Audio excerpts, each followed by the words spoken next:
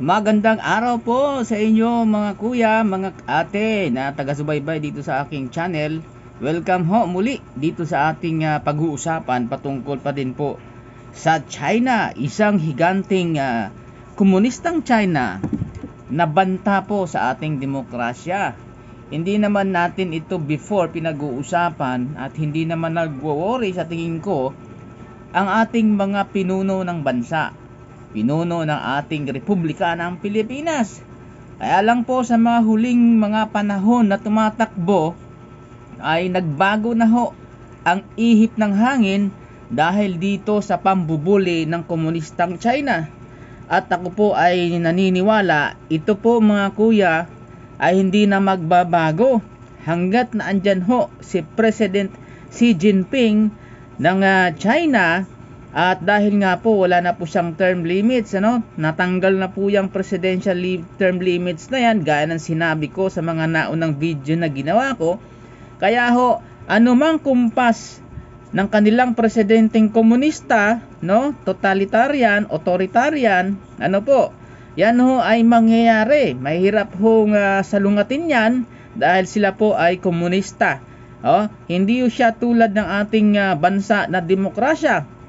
Pero yan po mga kuya ay mga patikim lamang po dito sa ating pinag-uusapan.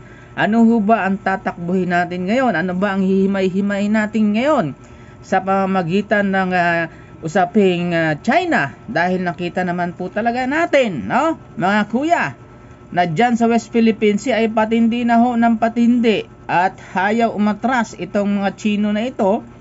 Talaga namang naghahangad ito ng imperyo, gaya na sinabi ko nung una at ikalawang video ko. Consistently speaking, sabi ko nga, magtatayo ho yan ng imperyo ang komunista na yan, At nabanggit ko rin before na kung magkakaroon man po ng World War III, ang magkakampi dyan, China, Russia at ang mga bansang anarkiya. Anong ibig ko sabihin mga anarkiya? Dyan ho sa Middle East, yang mga Muslim countries, na sila ho ay hindi naman democratic o hindi democratic form of government meron sila, kundi anarkiya, Sila po ang sa tingin ko ang magiging magkakampi diyan. Ang kalaban ho ay ang mga bansang demokrasya, Pangunahin na po diyan ang Western countries, ang EU at iba pang mga bansa na sumusuporta sa democratic form of government. Pero hindi ho tayo pupunta dyan mga kuya. Ano ang ating himay-himayin? Ano ho ba ang ating gustong ipag-uusapan mga kuya?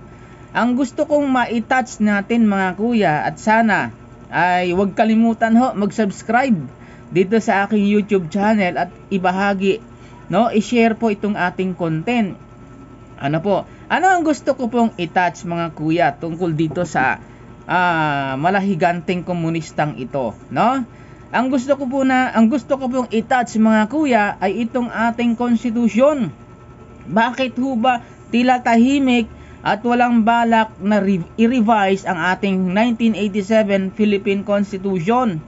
Mga kuya, mga ate, sa ating mga pinuno ng bansa, pangunahin na po ang Pangulo, ang mga senador at mga kongresista ng ating bansa, hindi ho natin syempre isasama dito ang judiciary dahil wala naman po silang kinalaman sa paggawa ng batas. Sila ho ay tagapagtupad ng batas, Sila po ay ang judiciary, ang taga-interpret, tagahatol.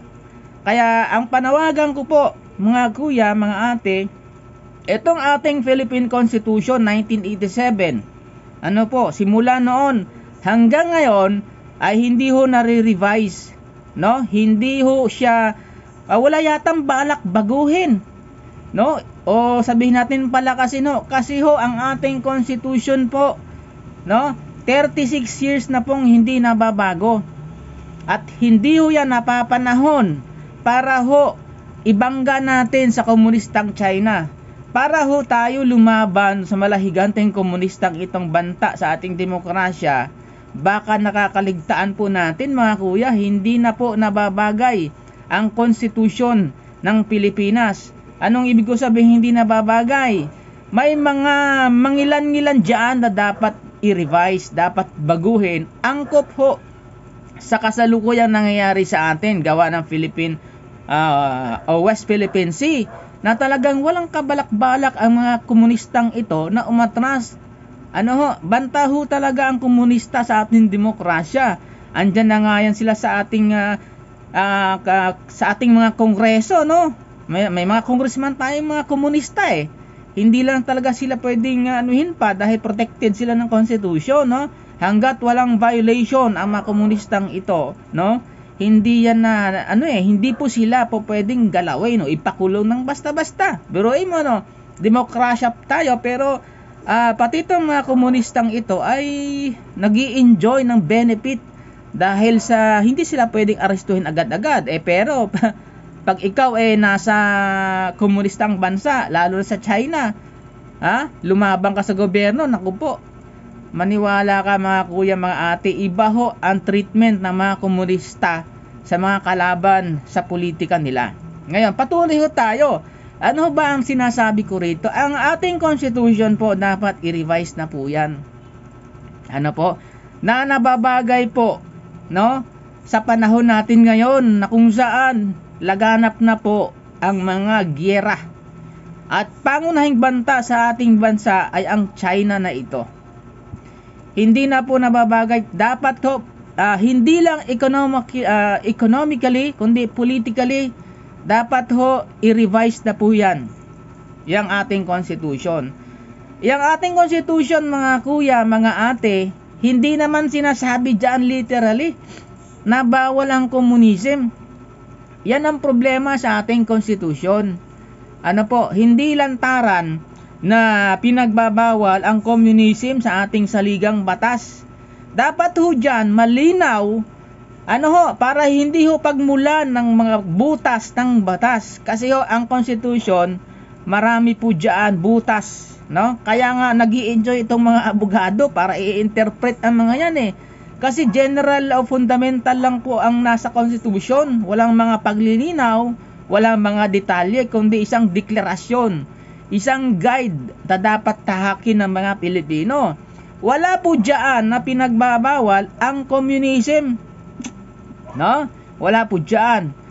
At kaya lang nung 1992 po, actually meron naman po talaga na sa 1987 Constitution, no, pinagbabawal yung sinasabi nilang submersive Anti-Submersive Act, no, na ang communism ho isang conspiracy para ho pabagsakin ang demokrasya o ang Pilipinas. Banta po yan. Kaya sino man ang aani dyan, sino man ang sasama dyan sa communism, ay talagang kakasuhan siya at po pwede siyang makulong. Kaya lang ho, niripil po yan Niripil po yan mga kuya. Noong 1992, pumapayag ng ating saligang batas. Pinayagan ng mga mambabatas ang communism sa ating bansa. Biruin mo, alam ba na ito ng mga karaniwan? Dapat ho ang ating constitution, no, ideklara. Ito pa, wala naman sinasabi sa constitution. Hindi naman po tayo nagmamaroon ng nakakaintindi na ng konti. Sa constitution po, merong mga sinasabi doon, democratic tayo, no? Ibig sabihin, merong mga batas kung ano ang demokrasya.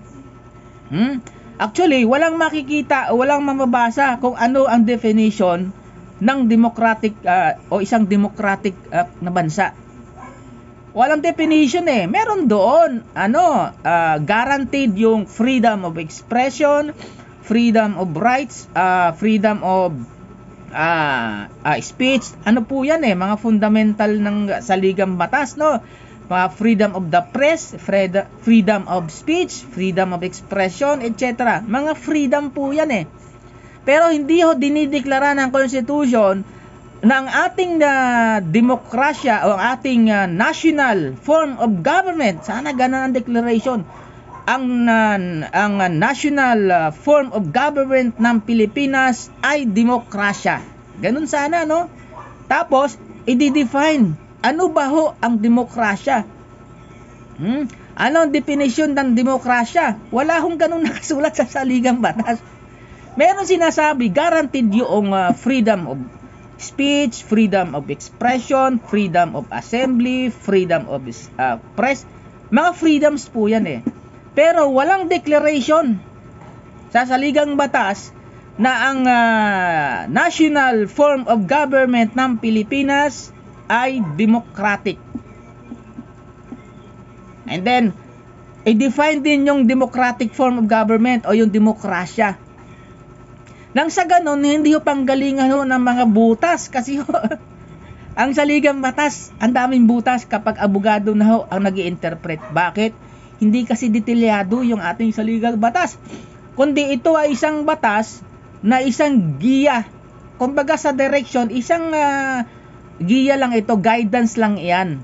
Para ang ating patutunguhan, no, ay naka-boundary, no? Merong boundary diyan na hindi ka dapat lumagpas. Iyon ho sa saligang batas eh. Pero sinasabi ko po, wala hong declaration ng ating national form of government ay democratic form of government o demokrasya. O kaya walang definition kung ano ang demokrasya na sinasabi natin na iyan dapat ang ating form of government. Walang declaration ng ganon. Ay dapat iyan ay isali sa mga revision. At wala din sa, dahil nga po ni-revise po yung Anti-Submersive Act ng Saligang Batas ng 1992. Ano po, ni-revise po yan eh. Pinahintulutan, biruin mo mga kuya. Bakit pinahintulutan ng ating bansa na umiral ang communism? Bakit pinahintulutan yan? Hindi dapat pahintulutan niyang communism sa Pilipinas. Alisin po yan, lagyan ng malinaw na declaration na ang communism o anumang hindi democratic form of government ay dapat bawal sa ating bansa. Dapat ipagbawal na yung communism. Pangunahin na po sa panahong ito dahil banta nga po sa demokrasya ang mga singkit na ito ating mga Chinese na mga komunista. Wala ho tayong laban sa sinumang mga Chinese, mga kuya ha. Mamabait ho ang mga Chinese, no? Business minded sila, masipag sila, no? Mabibilis sila kumilos, mabibilis sila mag-isip. Talagang action sila.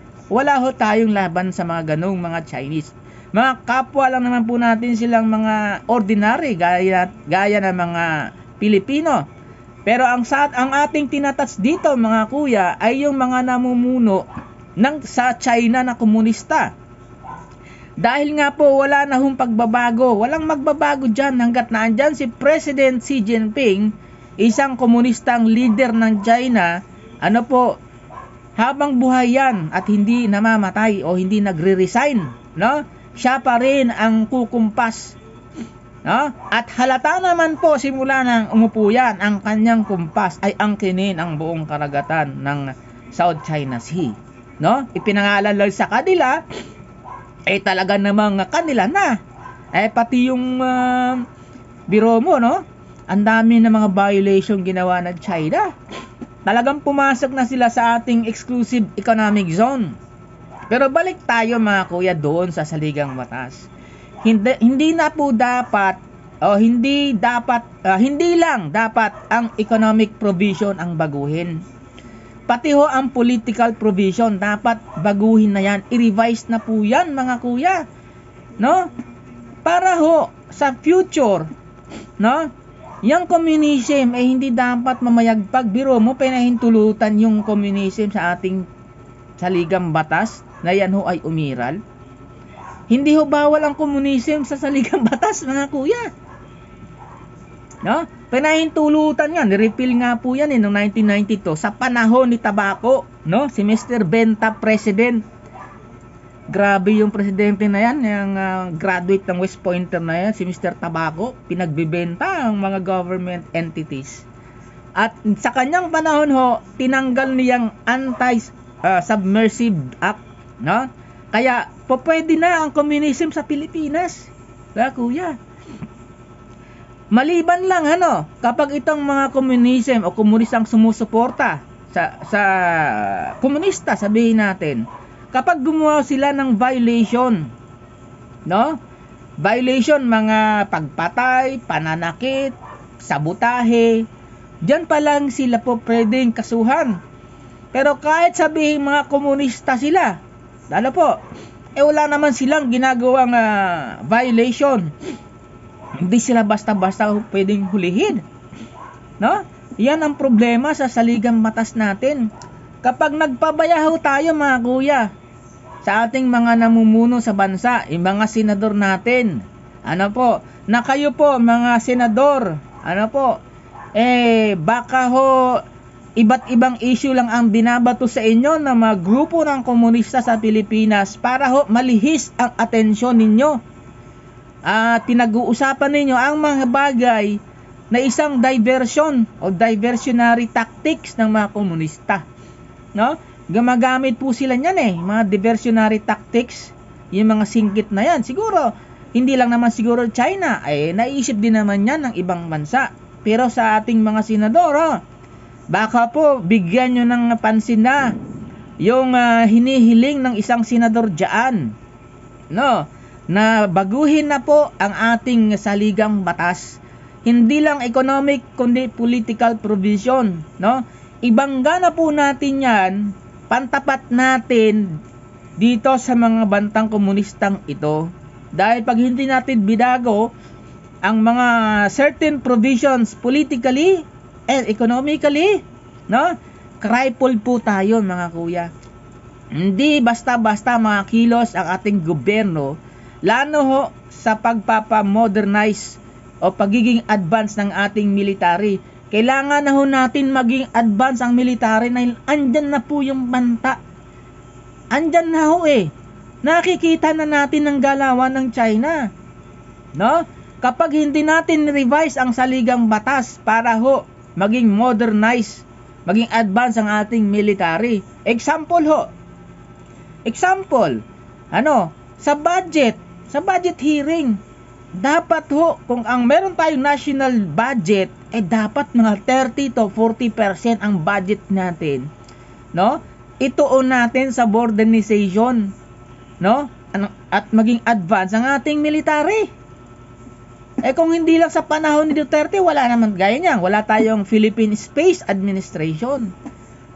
Sa panahon lang ni Duterte, nagkaroon ng ganyan Marami pang mga dapat na i-advance, i-modernize ang ating military. Kasi po mga kuya, mga sir, mga namumuno, wag sana tayong pumayag na masakop tayo ng mga komunistang ito.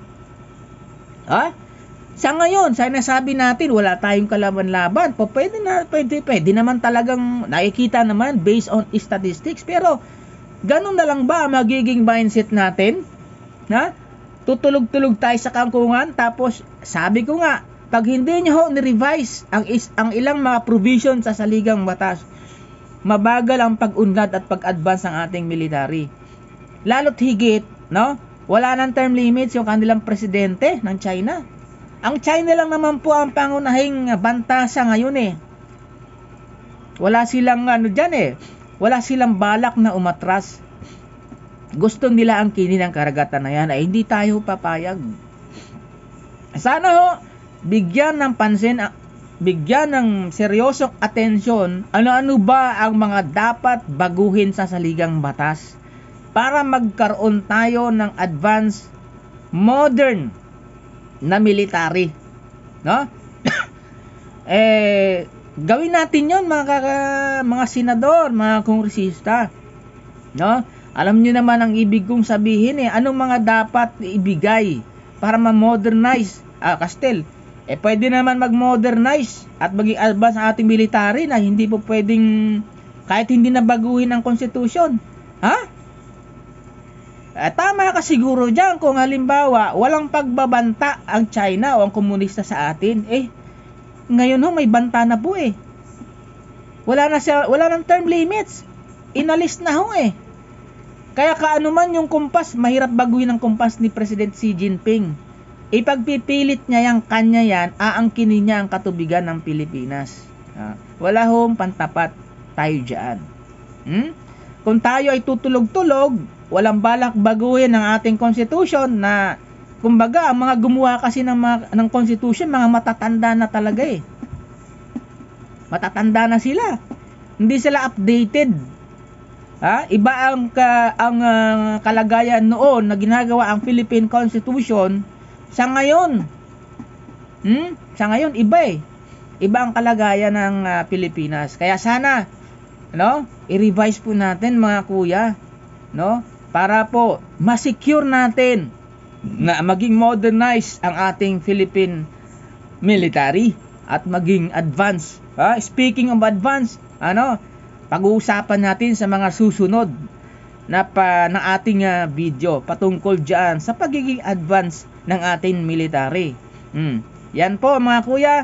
Salamat sa inyong oras sa pakikinig. Huwag po sana kayo magsawang sumubaybay at huwag kalimutan mag-subscribe, i-share at i-hit ang notification button patungkol dito sa ating mga videos na ating pinag-uusapan at hinimay-himay.